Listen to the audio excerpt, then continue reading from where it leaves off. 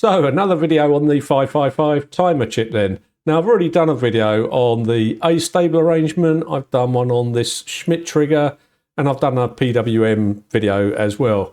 But today we're going to be looking at this one, the monostable arrangement. Now this video is actually a follow-up to this one. If you haven't seen it already, look in the description below, I'll leave a link there.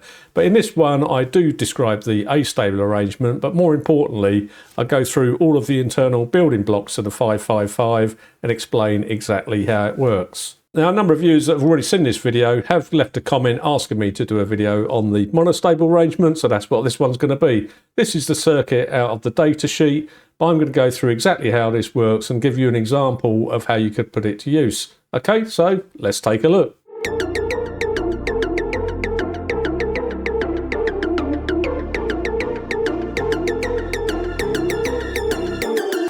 Right, to start off with then, here's the 555 chip, and I'll just quickly run through, as a reminder, the internal building blocks of it. But if you want to know more, look at my previous video, and I'll leave a link in the description below.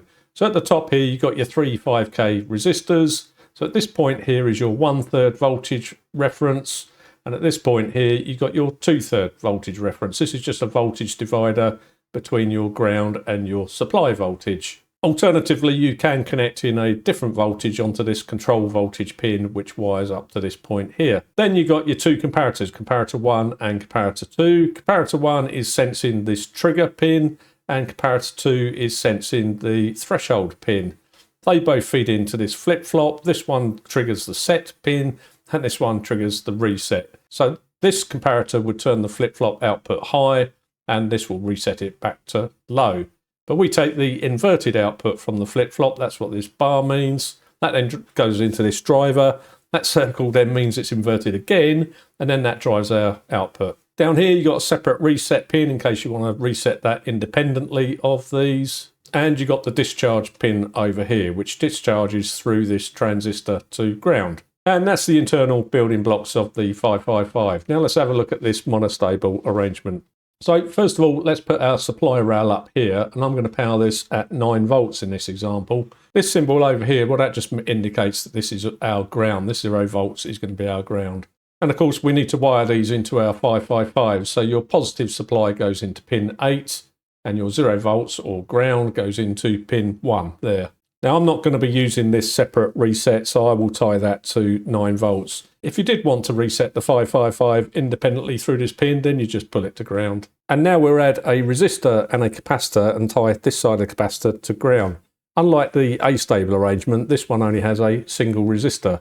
And we call that RA and we call that C. And just to make the 555 a bit more stable, we will add this capacitor across here to ground. So it just stabilises this control voltage pin. You put a 0.01 microfarad capacitor to ground, and that's recommended in the datasheet as well. And next we connect the discharge and the threshold pins basically to this side of the capacitor. So basically what that means is that this comparator is sensing the charge on this capacitor here through the threshold pin. And when this transistor turns on, the discharge transistor, we can later on discharge the capacitor through this route to ground. And just so we can visually see when the output is high or low, we'll add an LED on the output like that. This is just a current limiting resistor, and this is your LED, and of course you tie the other side to ground. So all that's left now then is the trigger pin. We need something to activate this trigger. So what we'll do is we put a push button switch here, a resistor here. This side therefore is normally pulled up to 9 volts. When you push the button, then it's pulled down to ground. Now, as with my other 555 videos, let's just add a bit of colour coding so we can see what's going on. So on this side, we've got this colour chart, and it represents the charge on this capacitor here. Red being your 9 volt supply or your positive rail supply, and blue being your 0 volts or ground. And then you've got all the colour gradient in between. So let's assume we start out with 0 charge on that capacitor. That's why this is all shown in blue here, here and here. And as you can see, I've added these two voltage references, the 3 volts being 1/3 of 9 and 6 volts being 2/3 of 9. Comparator 1 is given a low output. That's because its positive terminal is at 3 volts, but its negative terminal is higher. It's actually tied to the 9 volt supply. So it's given an output of low, meaning the flip-flop hasn't been set. Because it isn't set, its output will be low, but we take the inverting output of that, we get a high. The high goes into the driver, that gets inverted again, so we get a low output, and therefore our LED is off. Also, because this is high, then this transistor is turned on. And comparator 2, that's currently given a low output. That's because its negative terminal is tied to 6 volts and its positive terminal is lower than that because it's tied to the capacitor, and the capacitor is currently at 0 volts. That's why it gives a low. Therefore, it hasn't been reset and it hasn't been set, so we've still got a low output, and we take the inverted output still high. This transistor down here, well, that's a PNP transistor. Tip for that, PNP points in, NPN never points in. That little arrow points in on a PNP. This one here, NPN, never points in. These little arrows pointing out, okay? So this is a PNP, so because I've tied it to 9 volts, nothing's really flowing through this leg here, so we won't ever trigger this additional reset. And at this stage in the cycle, because this transistor is turned on, you will have current flowing from your supply rail through this RA resistor through the discharge route to ground. So you do need to keep this RA resistor fairly high, sort of 1K or higher than that if you can. And as I said, we are assuming that the capacitor is at 0 volts, so I'm assuming there's no current flowing through here at this stage. If there was any charge on there, then it would just discharge through that same route. So now let's activate this momentary push button switch and see what happens. So as you can see, the switch has pulled this leg down to ground through this route. So therefore the trigger pin is pulled to ground, and this comparator has gone high. That's because ground is obviously lower than its 3 volts reference that's coming on this plus terminal. So because that output's gone high, the set on the flip-flop has been activated.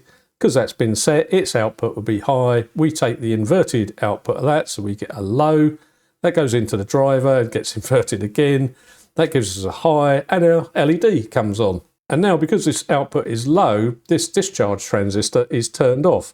So you no longer got current flowing through this resistor through the discharge route, but that means that you will have current flowing through this resistor and start charging this capacitor. And over a period of time, then your capacitor will charge up to the 1/3 voltage limit, or 3 volts. The time it takes to get to 3 volts is governed by the size of this resistor and the size of this capacitor. And we'll look at how you calculate that later on. Now in this monostable circuit arrangement, reaching this 3 volts or your 1/3 threshold doesn't actually change anything. That's because the 3 volts is only connected into the threshold, and this threshold pin is comparator 2, which is sensing the 2/3 voltage. And since you've got 6 volts on this terminal and currently 3 volts on this terminal, then the output of this comparator will remain low.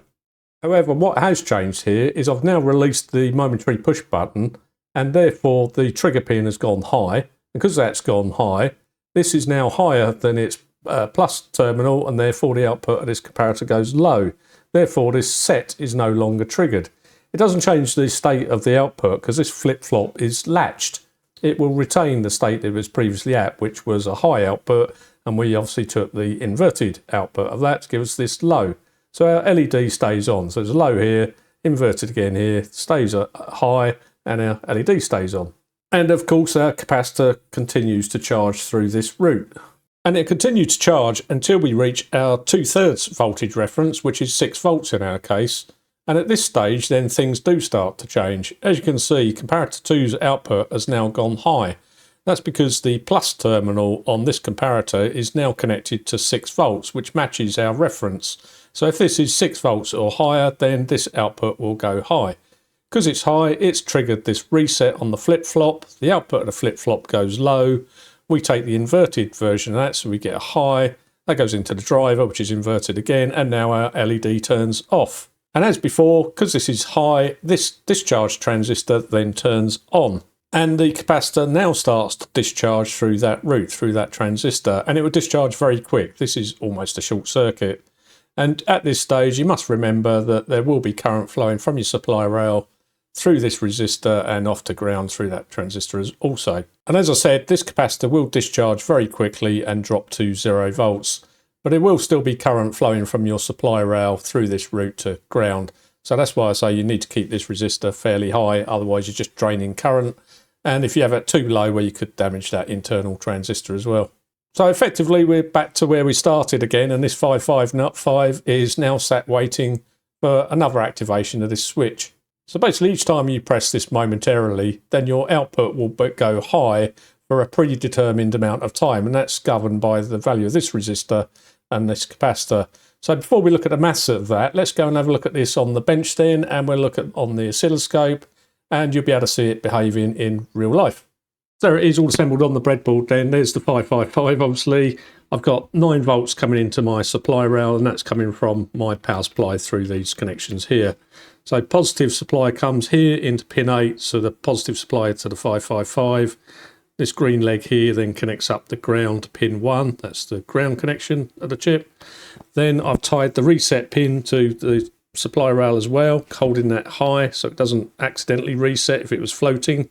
Over here I've got the 0.1 microfarad capacitor to ground on the control voltage pin, pin 5, and that's recommended in the data sheet to keep it more stable. Here on the output pin 3, I've got a current limiting resistor to an LED, and the other side of the LED is going to ground. So that's only there to show us when the output goes high, and when it goes low, that'll go off, of course. Then on the trigger pin, I've got that pulled up to the supply rail through a 10k resistor, and this little push button here, the other side of that is also tied to ground. So when I press that, it goes from high to low.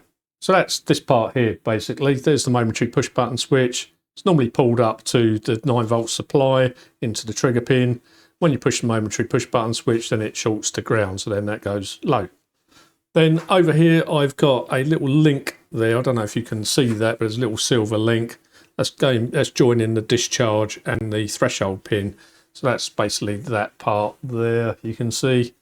Okay, then I've got my resistor network board here, and that's currently set to 1 mega ohms. And that's going from my supply rail into the discharge pin. Well, it's going to both, basically, the discharge and the threshold pin, because these are joined together.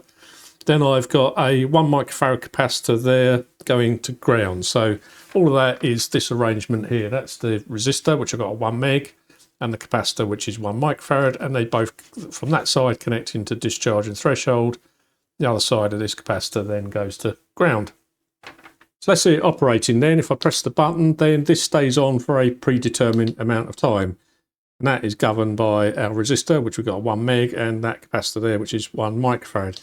It looks to be about, I don't know, a second or something like that it stays on. And if I press it rapidly, it still seems to be a second.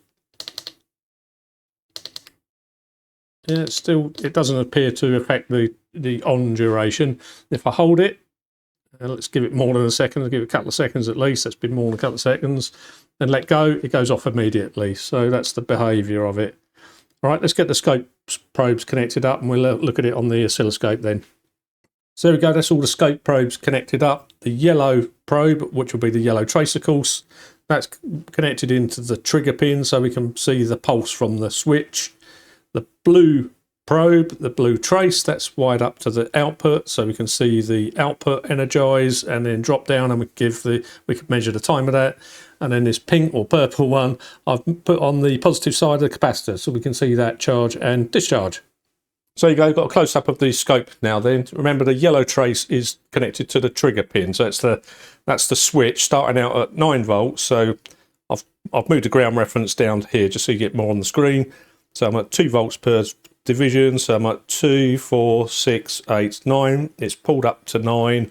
Then when I press the switch, you see it pulls it down to ground. If I hold it longer, you see it holds it down longer. Short pulse, there you go. Then the blue trace is the output, so let's have a look at that. Get rid of that again. So short press of the switch, long duration output. Do it again. Short press the switch, get a long duration output. Then the purple trace, well, that's the capacitor. So let's have a look at that. There you go, that's the whole thing. So let's get one frozen on the screen. So let's trigger it again. There you go. So there's my short pulse of the button there, the yellow trace. There's the long pulse of the output, the blue trace. And here you can see the capacitor charging up. And once it gets to its 2/3 threshold, then that discharge transistor kicks in, the output goes low, and it discharges that capacitor very rapidly. So what I've got here, so I've got 2, 4, 6 volts. There you go. It's when it hits the 2/3 voltage at that point. So now let's measure the duration of this blue pulse. Let's turn these two off to make it clearer.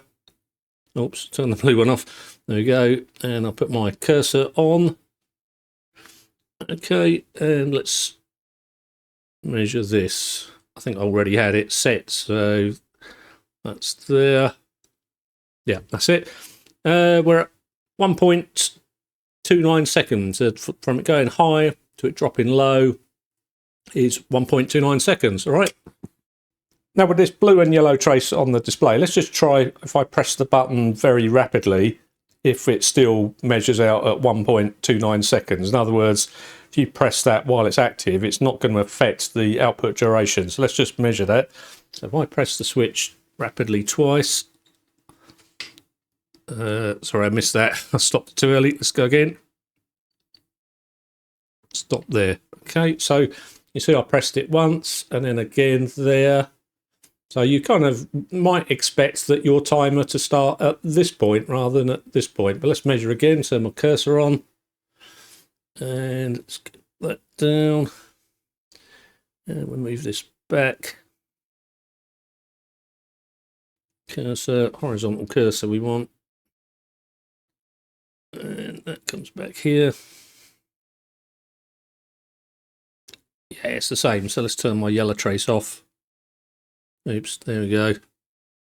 So yeah, 1.29 seconds between that cursor and that cursor. So pressing it multiple times has no effect. Now I'll try holding the button down as I did in the demo earlier. Let me cursor off for a second and we put channel 1 on. There we go, and I'm going to hold the button down for a longer time. And as soon as I release, there you go, same thing. So holding the button, yes, it will keep the output high for a longer duration, but as soon as you release it, then the output goes immediately low again. Okay, let's go back to the screen then, and we'll have a look at the calcs of that. So that 1.29 seconds is governed by the size of this resistor and the size of this capacitor. But how does this timing work? What's the calculations for it?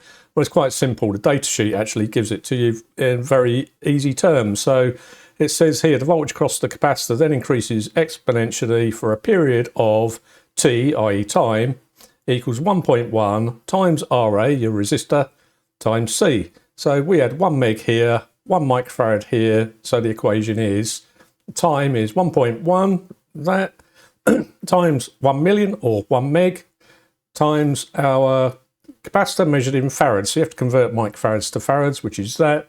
So that gives you a time of 1.1 seconds. We had 1.29, close enough for me. That resistor network board won't be very precise, and nor is the cheap capacitor I used either. So there you go, that's how you calculate the duration that you can expect to get, and you can adjust these accordingly to what you desire on your output. And with regard to pressing the button multiple times, again, the datasheet gives you the answer to that as well.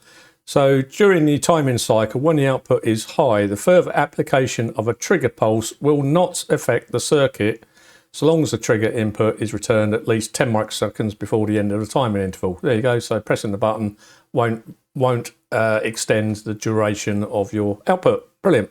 Now the purpose of these circuits that I'm sharing are they're like little nuggets, so little building blocks of electronics. Ideally, you're not really just going to use it to pulse an LED. It's not much fun and not really much use. If it's what you need, then that's fine. That A-stable arrangement I did with the police flashing lights, that was quite fun. But in any case, whilst I was preparing this video, I was trying to think of somewhere where you might use it. And actually, quite recently, a friend of mine asked me to have a look at this for him. He's got a printing business, and this is some kind of folding machine. You put paper in or card in, you press this button, the thing cycles once and it puts a nice clean fold into your bit of paper or card, whatever it is. But it had stopped working. When he pressed the button, the thing kept rotating and rotating. So I had a look inside and there's this controller board, and as you can see, there's some quite serious damage up here. And when I had a look at the underside of this board, it's quite corroded and yeah, it's probably had water damage at some point. At first I thought, oh, perhaps it's this micro switch. So when you press the button, I found out that the button makes this motor go round for a predetermined amount of time. But in between that, the micro switch will trigger because there's this little leg lug on this wheel makes the micro switch trigger, and that's the point, so it stops dead at the right moment. So I thought, oh, that's it, that's that micro switch, but it wasn't actually. It was indeed this burnt out board. So I took a detailed look at this board and got a good idea of exactly what it was doing. You've got your voltage regulator here, so it comes in as AC. This is a bridge rectifier, and you've got a big capacitor there to smooth it out. Then over here, well, they're using a PIC chip, programmable interface chip, which is a bit overkill, really. And they were using these big resistors as a voltage divider from, I think, 48 volts to step it down to 5. No wonder these things burnt out. Anyway, that's a bit of overkill. So this PIC chip that senses you pressing the button or the mic switch going, and then, gives an output, drives this transistor. The transistor turns the relay on, and the motor goes for a period. Anyhow, I managed to get this PIC chip out. Luckily, it was in a socket, so I put it into a separate board that I built for him. And then I put some umbilical cords between the two, and I put this buck converter there to give us 5 volts from 48 volts coming in. And then I just mounted the original board on top, so you can see the PIC chip is missing from there, and I stripped out that dodgy resistor there, and it all worked brilliantly. However, in doing this video, I thought, well, actually, this could have been much simpler than this. If I used a monostable 555 circuit, that the manufacturer could have done it. I don't know why they made it so convoluted. But if you had this monostable arrangement where your output here would go off to that transistor to drive the relay, your trigger would come from that green button to make it go for a predetermined amount of time. You'd set your resistor and capacitor to match that predetermined amount of time. And well, that micro switch, that could come to this reset pin here. So it would stop at the moment that micro switch was activated. So 555 would have resolved that perfectly fine, I think. So I didn't in the end, but I could have done. There you go, that's one example. So that's the 555 monostable circuit then. There will be more 555 videos coming. And if you like this video, please click the like button and please click subscribe too. All right, catch you later.